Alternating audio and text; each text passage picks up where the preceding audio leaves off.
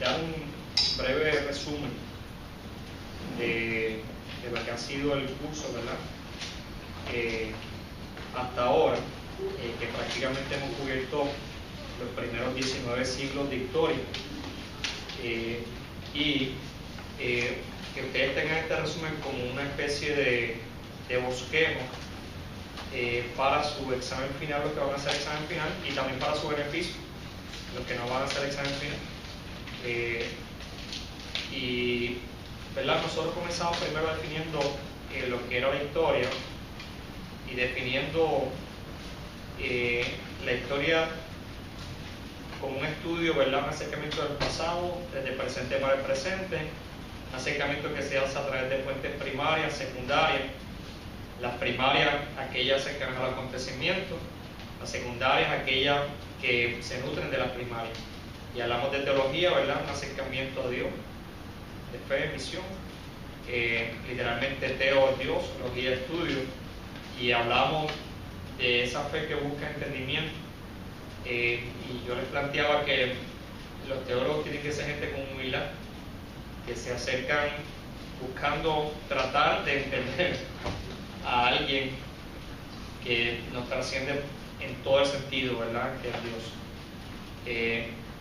Y nosotros vimos la historia de la civilización occidental dividida en 5 épocas principales: época antigua, y ahí está la clásica, medieval, moderna y contemporánea, que también podríamos decir que ahí está lo que algunas personas han llamado la posmodernidad. El concepto de civilización, pues civilización viene de civitae, y civitae significa literalmente ciudad. La civilización es la acción que se da en torno a la ciudad donde se conglomeran las personas. Lewis H. Morgan establece una etapa de desarrollo social, diciendo que todas las sociedades pasan por similares etapas de desarrollo social, pero una está más adelantada que otra. Y vimos que se pasa de clanes a tribus. No sé si ya recuerdan el ejemplo de Matabúfalo y Matabúfalito que dimos aquí en clase, de tribu a jefatura, de jefatura a civilización. Y la distinción de la civilización es que no solamente es la etapa más alta, ¿verdad?, de ese desarrollo social, se supone que sea así, a veces hay dudas, sino que también se distingue de las otras etapas porque hay un 15 de abril obligado, donde se paga el tributo, y las normas que tal vez antes estaban sueltas, todo el mundo las daba por hecho, ahí son obligadas, son normas que han sido establecidas, y ahí tal vez el Matabúfalito se garantiza su privilegio eternamente y para siempre. La civilización, no sé si han visto la película Los Miserables, les recomiendo que la vean, extraordinaria. Ayer vi esa película y me encantó la visión del cielo, ¿verdad?, que tiene al final, así que se la recomiendo cerrado. Ahí se ve muy bien la lucha de la civilización. Y la civilización sirve de espacio para la cultura, la antropología cultural, la historia y la humanidad. Por tanto, se puede decir que ahí coinciden los colectivos humanos, se configura la sociedad y se normatizan en pro de la sana convivencia. La historia y la teología son parte de ese quehacer humano. Nosotros, al igual que los demás seres, compartimos con ellos áreas y cuestiones relacionadas a lo fisiológico, biológico, como comer, nacer, morir, pero la forma en que nosotros los seres humanos comemos es única. La forma en que nosotros traemos nuestros niños al mundo, nuestros bebés, nuestra prole, es única. Como estábamos diciendo, la verdad, la historia y la teología son parte del quehacer humano, y el quehacer humano, cómo comemos, es parte de ese quehacer, cómo nacemos, cómo hasta despedimos, ¿verdad?, a nuestros muertos, es parte de nuestro quehacer humano, y la historia y la teología se nutren de ese quehacer humano particular. Las humanidades, la filosofía, la ética, la religión son parte de todo eso que nosotros hacemos.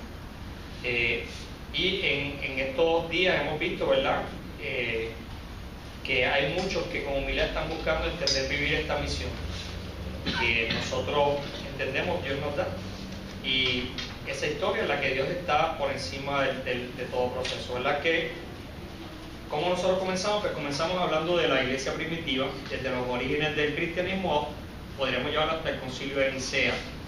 Esta historia se da en ese marco del mar Mediterráneo, Ahí vemos tal vez la escenografía de lo que nosotros estábamos buscando. Aquí vemos dónde comienza toda esta historia. El cristianismo no nace en el vacío, eso fue lo que planteamos al principio, nace en un contexto vital donde había ya la religión establecida, varios grupos religiosos, sincretismo religioso, conflictos religiosos, una Palestina muy convulsa. El cristianismo entra a un mundo de grandes cambios para la historia de este pueblo que se conoce como Israel, y había un desencanto de ese pueblo judío con el gobierno romano. Se podría decir que era un sistema muy parecido al nuestro, donde había un gobierno externo entrando a una cultura interna, ¿verdad? Instituciones tradicionales del judaísmo, la presencia constante de tropas extranjeras, tribunal federal, proliferación de sectas, partidos religiosos, observación legalista de la ley, ejerce gran influencia en todo lo que es este cristianismo inicial. Y vemos ahí a Alejandro Magno, que es tal vez el conquistador de la antigüedad que más influye, porque con él viene entonces lo que se conoce como el helenismo, y viene ese periodo donde el sistema griego corre por todo ese mar Mediterráneo. Aquí tenemos un resumen pequeño, cortesía del doctor Juan Mejía, de lo que sería ese espacio de tiempo hasta el 27 a.C., que es cuando nace Augusto, y precisamente cuando está Augusto como emperador, y ahí nace el Imperio Romano. Precisamente con Augusto es que nace Jesús, y nosotros sabemos por los evangelios que Jesús nace bajo el censo de Augusto César. Entonces Jesús nace en un tiempo histórico particular, y Augusto es el primer gran emperador de ese imperio romano, y Jesús entra en el Medio Oriente, entrando ahí en un contexto ya de conflicto, de dificultad, y pudiendo tal vez disponerse a ser una amenaza directa a ese imperio y toda su estabilidad, ¿verdad? Y aquí está, donde nace Jesús. El mundo greco-romano, un mundo donde está el helenismo, que ya lo hablamos, la Pax Romana, que es la paz fuerza bayoneta, mucho sincretismo, la paz a punta de lanza, el culto al emperador y los problemas de los límites del imperio. Y el judaísmo, que es donde nace el cristianismo, podríamos resumirlo en dos experiencias: el judaísmo de la dispersión, que es donde está la sinagoga, los fariseos, los esenios, está el campo, las provincias de otras ciudades, y el judaísmo en Jerusalén, que gira alrededor del templo, los saduceos, los ancianos, el orden sacerdotal. ¿Cuál podríamos decir que prevaleció? Pues evidentemente de la dispersión, porque en el año 70 el templo judío fue destruido y ahí se afecta el primero. El judaísmo de la dispersión, utilizar la Septuaginta, contacto por el helenismo, y vemos ahí a Filón de Alejandría, ¿verdad?, que nos habla del logos. Aquí va rapidito. Herodes, ustedes saben que personaje histórico, aquí vemos algunas de las edificaciones de Herodes, ya todo esto lo discutimos. Y el primer siglo de la era común, el primer tercio, periodo de la vida de Jesús. Segundo tercio, proclamación oral, y las cartas paulinas. Y el tercer tercio, la mayor presencia de los gentiles y composición de la mayoría de los textos del Nuevo Testamento. Y ahí es donde nosotros tenemos ese canon prácticamente completo ya en el primer siglo. Y aquí hay una cronología sencilla. El 4 a.C. debió haber nacido Jesús. ¿Por qué? Porque Herodes todavía estaba vivo, y si mandó a matar a los niños, pues no lo pudo haber mandado a matar desde el ultratumbo, usted sabe, tiene que haberlo hecho en vida. Se divide el reino: Arquelao, Antipas, Filipo, Poncio Pilato, que es el que se lava las manos, ¿verdad? Pues tuvo del 26 al 36 como prefecto ahí. Jesús debe haber muerto en el 29 después de Cristo, y la muerte de Pablo y Pedro en Roma debió haber sido entre 67 y 68, tal vez el luego. La revuelta judía y la destrucción del templo, 66 y 70. Y ese último dato es histórico totalmente. Y aquí hay un recogido arqueológico de Poncio Pilato, es una muestra, ¿verdad?, adicional de que de eso que se habla en la Biblia se puede encontrar otras fuentes adicionales al texto bíblico que nos confirman que lo que dice ahí ocurrió. La cronología de los emperadores usted puede buscar el libro de historia, pero aquí está, ¿verdad? En el caso de Augusto, antes de Augusto estaba Julio César, que aunque no fue emperador como tal, fue un general que abrió paso para el emperador, que fue César Augusto. Después de Augusto, Tiberio, que es el que viene ya inmediatamente después de Augusto, y que es el que está como emperador cuando Jesús es crucificado. Calígula, Tiberio Claudio, y muy importante para nosotros, Nerón, porque es el primer perseguidor de la iglesia. Fíjense que entre Tiberio y Nerón pasaron 2 emperadores, o sea que la iglesia tuvo un espacio de relativa paz bajo 3 emperadores. Es Nerón quien comienza, y nosotros explicamos aquí cómo fue que comenzó, ¿verdad?, esa primera persecución, cómo que se da todo esto. Y aquí siguen los otros emperadores, que usted lo puede ver con calma. A nosotros nos interesa muchísimo Domiciano, probable que bajo Domiciano se haya escrito el libro de Apocalipsis, otro de los grandes perseguidores, y Trajano. Aquí hay una ficha y una escultura de Nerón, y aquí está una imagen, ¿verdad?, de lo que pudo haber sido la muerte de Pablo y Pedro. No sabemos si la ropa era exacta. Aquí el tema de las persecuciones, no todo el tiempo, hay persecuciones, no en todo lugar, pero sí hay ¿verdad?, hay unas persecuciones que son más significativas que otras. Aquí hay un resumen. Primero, Nerón lanza un edicto que se rescata en la carta del gobernador Plinio, en el Asia Menor hacia Trajano, en la cual se establecen las normas de cómo iban a ser las persecuciones en términos generales. Si se acusaban de que era cristiano, entonces se martirizaban. Es como lo que ocurre en Estados Unidos con los inmigrantes, ¿verdad?, que vienen sin documentos. Cuando llegan allá, pues pueden vivir con una vida hasta que no se la acusen, no hay una redada, alguien no le quiere hacer daño, pues ellos pueden estar ahí normal, formar familia, tener hijos, llegar a la universidad los hijos sin ningún problema. Pero tan pronto alguien los acusa o hay un intento intencional del gobierno de perseguirlos, pues entonces ya su estatus corre peligro.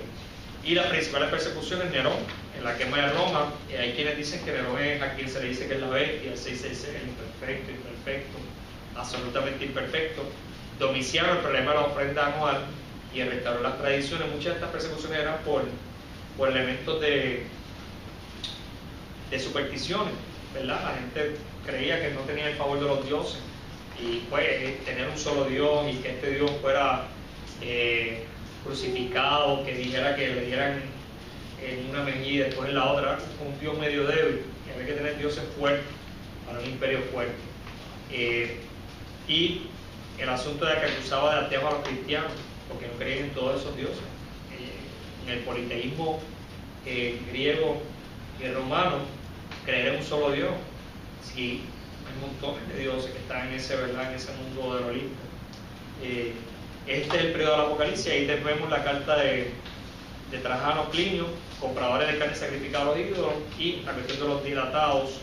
Marco Aurelio, superstición. Segundo siglo, les recomiendo que vean la página del 65, Septimio Severo, el sincretismo, no catecúmenos, no hacer catecúmenos en ese espacio de tiempo. Y ahí está el martirio de felicidad, una mujer que está embarazada, que cuando fue a parir estaba ahí gritando, solo decía, sí, tú vas a ir al martirio. Le dice, sí, pues aquí estoy pariendo yo sola, pero el martirio va a estar Cristo conmigo. Y tenemos la persecución de Decio, que es una persecución universal con el asunto del certificado. Tienes que certificar que eras parte del imperio, que adorabas al emperador, que adorabas a los dioses, ¿verdad?, del imperio. Y las nuevas generaciones no conocían tal vez entre una persecución u otra lo que estaba ocurriendo, hasta que vino una persecución no era que se despertaba a eso, y hay un problema en el martirio. Había unos que eran espontáneos, que era que se iban voluntariamente a hacer martirio, y estos espontáneos causaban problemas, porque entonces ¿por qué están haciendo esto? Y hay otros que huían, ¿verdad?, del martirio, y entonces hasta que no lo encontraban no se entregaban. Y el asunto de la voluntad divina. Y de un tal quinto que se fue espontáneo y después echó para atrás, y entonces los que echaron para atrás, ¿qué se hace con ellos? ¿Cuál es el proceso de restauración? Y hay una división muy grande, ¿verdad? Y se llegó en algunos momentos a consenso que se iban a aceptar en el lecho de muerte si eran fieles en vida. Porque la iglesia primitiva tenía una autoridad muy grande sobre estos procesos, ¿verdad? Y ahí está, ¿verdad? El asunto del martirio. Aquí hay otros elementos. La predicación al principio era de Cristo, después cambia. Voy a seguir. ¿Cómo se forma el canon del Nuevo Testamento? Yo les envío esto para que ustedes lo tengan.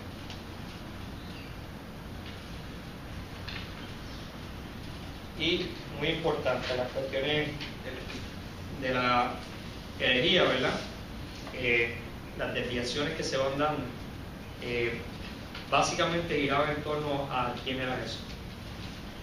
Si es un ser humano normal y corriente, divinizado tras su muerte, su resurrección, un ser humano que en un momento clave en su vida, en el bautismo es divinizado, esa apoteosis, más fuerza. Ahí, un ser divino desde su concepción, o un ser divino antes de la concepción del mundo. Bueno, pues evidentemente el cristianismo llegó, con el credo lo sabemos, con los concilios lo sabemos, a que Jesús es tanto Dios como hombre. El docetismo bloqueó la cuestión del parecer. Los hedionistas, el problema con el judaísmo, querían hacer judíos. Ahí están los primeros conflictos que están registrados en el Nuevo Testamento. Marción, ya en el año 140, obliga a hacer un canon, y tuvo un canon, y ustedes saben ya, no vamos a entrar en detalle porque para eso tuvimos una clase completa, simplemente haciendo una mención. Está bien, Marción, que hablaba de un Dios en el Antiguo Testamento, un Jehová que era imperfecto, pero el Padre está por encima de ese Jehová. Y ahí está, ¿verdad? Toda la teología de Marción y todo el problema que trajo. Montano, con el montanismo, que se parece mucho a los procesos de la gente hoy día, esto de la profecía, todo eso. Nosotros en nuestra iglesia tenemos mucho del montanismo. El monarquianismo, ¿verdad? Defienden esa monarquía, unidad de Dios, negando la multiplicidad de eones. Acuérdense que en el gnosticismo están los eones que se estaban planteando, ¿verdad? Y está el monarquianismo dinámico y el modalista. En el dinámico, el adopcionismo, que conserva la unidad de Dios, haciéndose de la divinidad de Jesús una fuerza impersonal procedente de Dios. Y el modalista no niega la divinidad plena de Jesús, sino que identifica con el Padre, lo que se conoce como patripasionismo. El detalle es si Jesús es una persona aparte del Padre o no. Y ahí vemos a Sabelio, que ustedes lo tienen que haber leído con calma y lo discutimos, y la respuesta de la iglesia. La respuesta de la iglesia, primero la asociación apostólica. Las iglesias que tenían más fuerza eran aquellas que los apóstoles habían estado al frente. El canon del Nuevo Testamento, la regla de fe, que debe ser cruciforme, eso es el evangelio, y los credos, que es la forma teológica de articular esas convicciones que tenía la iglesia, y es la forma de llegar a la unidad de todos, que es lo que se conoce como católico. Y vemos los escritores antiheréticos, los primeros apologistas, y ustedes los leyeron a todos, simplemente lo podemos mencionar: Ireneo, Cartago, Tertuliano, Pirón de Alejandría, Clemente Orígenes, y aquí dimos tres distinciones. Dimos a Cartago, dimos a Alejandría y dimos a Antioquía. Antioquía mucho más internacional, Alejandría la cuestión del logos, la cuestión de más la divinidad, y Cartago, que tenía más en la cuestión legal, la cuestión de esas normas que se tenían. Y eventualmente Roma pues termina resumiendo todo, que ahí queda todo en el boque y queda muy bien acomodado. Ignacio de Antioquía, ¿quién fue, verdad? No tenemos tiempo para hablar de todo eso, pero nada, ustedes lo vieron. Ireneo, déjame pasar rapidito. Tertuliano, que habla de la Trinidad y termina después en el montanismo, ¿verdad? Y el Imperio Romano está junto al cristianismo, evolucionando, creciendo, ampliándose. Están pasando los emperadores, hay cambios en el imperio, y así como en el cristianismo hay cambios, también en el imperio. Algunos de esos cambios afectan al cristianismo, y uno de los cambios más grandes es que uno de los emperadores tolera y acepta el cristianismo por influencia directa de su familia. ¿Cómo se llama ese emperador? ¿Cómo se llama? Muy bien, ese es el y Constantino, que ustedes saben, ¿verdad?, que es el que convoca el Concilio de Nicea. ¿Para qué se convoca el Concilio de Nicea? Para atender el asunto que traía este individuo que se llamaba Alio. y simplemente estamos mencionando para que usted lo tenga como bosquejo y tenga, ¿verdad?, los personajes principales. El Concilio de Nicea en el 325 resuelve el problema del arianismo. No sé si lo resolvió, pero por lo menos dio una buena explicación, ¿verdad?, que nos ha sido muy útil. Y ahí se crea un credo en Nicea. Segunda parte del curso, desde San Agustín, en el siglo IV hasta el inicio de la llegada europea masiva a América. Ahí tenemos lo que se conoce como el Medioevo. Sigue el cristianismo ahí, no ha salido de ahí todavía, aunque vimos que había expediciones, misiones, ¿verdad?, que se habían dado hacia el África, Etiopía, hacia el Asia, pero el cristianismo occidental se está concentrado todavía en la Mediterránea. ¿Quién fue San Agustín? Nosotros lo vimos, la importancia de la fecha en 410, y esto es el timeline. Usted debe ir marcando, ahí le prometí a ustedes que íbamos a trabajar con el timeline hoy, así que vamos a mencionarlo rapidito. Usted debe ver 4 antes de la era común.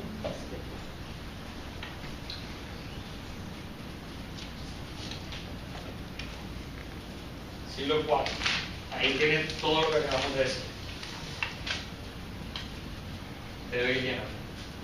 ¿Qué pasó en el 410? Caída de la ciudad. Caída de la ciudad de Roma. Muy bien. ¿Y por qué eso es tan importante?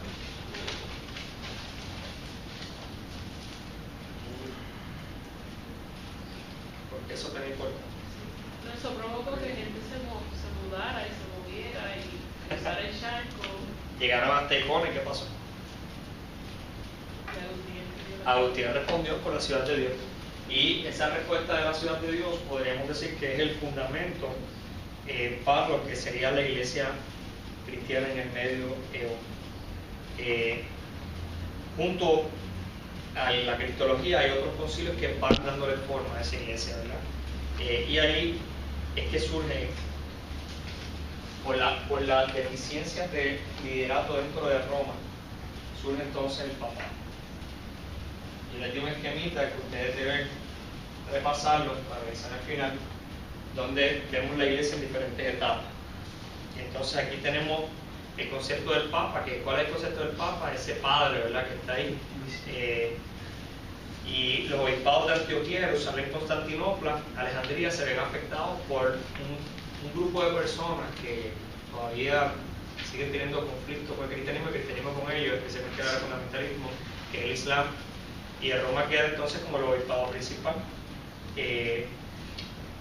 Y hay una unión entre iglesia e imperio muy fuerte, al punto de que Carlos Magno es investido como emperador por el Papa. Y vemos algunos papas importantes, como León, Gregorio, Honorio y otros más que ustedes deben tenerlo bastante claro. La teología medieval, hay un resurgir, ¿verdad?, en lo que es la búsqueda de los clásicos ya a finales del Medioevo. ¿Por qué? Porque dentro de los monasterios se estaba conservando lo que eran los clásicos griegos, esa cultura antigua, y los monasterios se encargaron de reproducir toda esta literatura que nos llega a nosotros hoy día.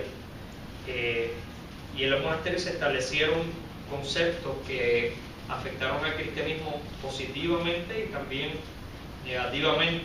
Y uno de los conceptos que más influencia ha tenido es el concepto de pobreza, obediencia y castidad, porque el papado llega a asumirlo, y cuando el papado asume el concepto de pobreza, obediencia y castidad, la Iglesia Católica, luego ya del 1054, ¿qué pasó en el 1054? El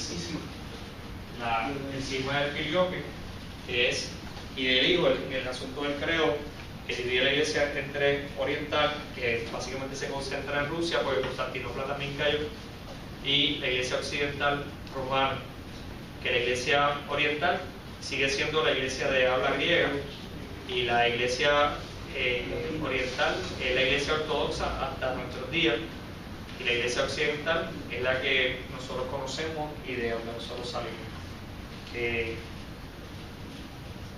Y luego del Medioevo, ya en la parte de baja del Medioevo, tenemos esta persona importante que es Tomás de Aquino, que prácticamente resume en la Suma Teológica lo que era el pensamiento de Agustín.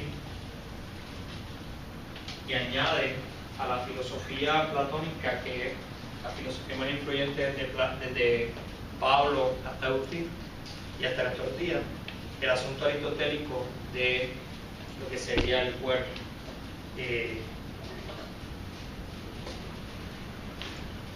También tenemos el asunto de las cruzadas, que lo discutimos en clase. Todavía yo estaba viendo hoy un video de una gente que está yendo a Jerusalén y un viaje de esto es importante. Aquí en el seminario hizo un viaje que van a dar ahora. O sea que Jerusalén sigue siendo esta ciudad mística, ¿verdad? Y llegar ahí a la tierra de Jesús, caminar en el camino de Jesús, comerlo en el camino de Jesús, todo lo demás que hizo Jesús también hacerlo ahí. Las invasiones musulmanas, un deseo de reconquistar esa tierra, ¿verdad? No vamos a entrar en todos los detalles, pero a modo de resumen, España tuvo por 711 años a los musulmanes y España logra consolidar su poder entre el reinado de Castilla y Aragón por el matrimonio entre Isabel y Fernando. Y en el 1492 reconquista Granada. Y esa reconquista de Granada es tal vez el experimento, para efectos nuestros es importantísimo, de lo que se iba a reproducir en la conquista en el Nuevo Mundo, especialmente en Caribe antillano por la española, o por lo que se conoce se conocía en la antigüedad como Quisqueya y Boriquén. El Caribe antillano, que era un Caribe donde había un grupo de personas muy adelantadas en ese desarrollo social, según Lewis H. Morgan, posiblemente al borde de la civilización o una etapa de civilización que se conoce como los taínos, fueron invadidos por este grupo de personas que vinieron de España experimentando allá y aplicando acá, ¿verdad? Y aquello de la Inquisición aquí fue aniquilación. Y ustedes pueden leer a Luis Rivera Pagán, que lo tienen de asignación, ¿verdad? Que yo quiera reseñar cómo fue el detalle. Y la española vino aquí a Fray Bartolomé de las Casas, que por miles de años, podríamos decir, Dios había estado aquí. Estas personas tenían una convicción religiosa. En el caso nuestro, Boriquén literalmente significa la tierra del Altísimo Señor. Y dentro de esa dualidad de dioses principales de los taínos, el dios del bien, que se llamaba Yukiyu, Yukiu, Yukahu, vivía en el yunque literalmente. Así que esta era la tierra del Altísimo Señor. Y usted tenía una peregrinación en el Caribe antillano, empezaba por allá por Aguada, entraba, iba a Caguana, se preparaba allí, ahí usted ve ese monte que de 3 picos, que prácticamente es un semí enorme, una ceiba ahí, hermosa, un lugar de mucha espiritualidad. Si usted no ha ido, vaya, es hermoso aquel sitio. Pasaba por Coabey, que es la tierra de los muertos, y de ahí seguía entonces entrando hasta que llegaba al yunque. Y llegar al yunque hoy día es impresionante. Imagínense usted cuando no había semáforos, carretera, tapones, ni nada de eso. Sí que tenía que ser otra cosa, ¿verdad? ¿Y qué pasó realmente en el 1492? Bueno, pues allí pasaron muchas cosas, ¿verdad? Pero en realidad el asunto de descubrir un nuevo mundo, pues el mundo cambió para todos. Ese orbit terrae de África, Europa, Asia se rompe y Américo Vespucio dice: aquí hay algo distinto. Esto no es Zipango, esto no es Japón, esto no es Asia, aquí hay algo más. Y Fernando de Magallanes confirma eso cuando se tira, no sé cómo lo hizo, por la Patagonia, cruza Sudamérica y llega hasta Asia, al Asia verdadero, y llega después a Europa. Así que evidentemente hay algo más. Y todo esto comienza a traer una ruptura enorme. Voy a seguir el timeline aquí debajo, para que entonces ustedes se lo lleven.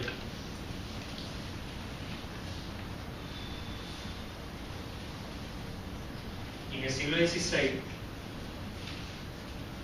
la frustración era muy grande y hay una división fuerte dentro del Sacro Santo Imperio Católico Romano. El emperador Carlos V, que está al frente de la conquista y colonización de América, es también el emperador que tiene que meterle el diente a Lutero. Y Lutero, pues todos sabemos lo que ocurrió, cómo ocurrió, por qué ocurrió. Y aquí vimos a Lutero, según Teófanes Égida, vimos la guerra de los campesinos, vimos la dieta de Worms, vimos hasta una película, si ustedes saben, de Lutero, vimos la reforma radical, y vimos también que todos estos son datos que ustedes deben tener claros, ¿verdad? Estas personas, y vimos también a Calvino en Suiza, vimos también a Zwingli, y por ahí para abajo, ¿verdad? Estuvimos un buen tiempo. En esos siglos XV y XVI, literalmente había un terreno fértil, y aún día estaba una crisis de papado muy grande, clero, problemas de indulgencia, antes de Lutero, Manius, John Wycliffe, otros reformadores, y el surgimiento de lo que más adelante van a ser estados nacionales. Hay un cambio del feudalismo a la Alemania nacional, y Lutero fue tal vez el espacio religioso dentro de esa nobleza para esa Alemania incipiente. Lutero, Calvino, reformadores anabatistas, los puntos más importantes: una sola fe, solo la escritura. La iglesia, la tradición, tienen que subordinarse a esa fe, a esa escritura. El tema de la razón es muy importante, y la razón da espacio para lo que sería eventualmente la modernidad, donde, como vimos aquí con Max Weber, el espíritu la ética protestante, el espíritu del capitalismo, ese espíritu del capitalismo, del llamado, la vocación que Calvino planteó, fue vital para entonces la reforma.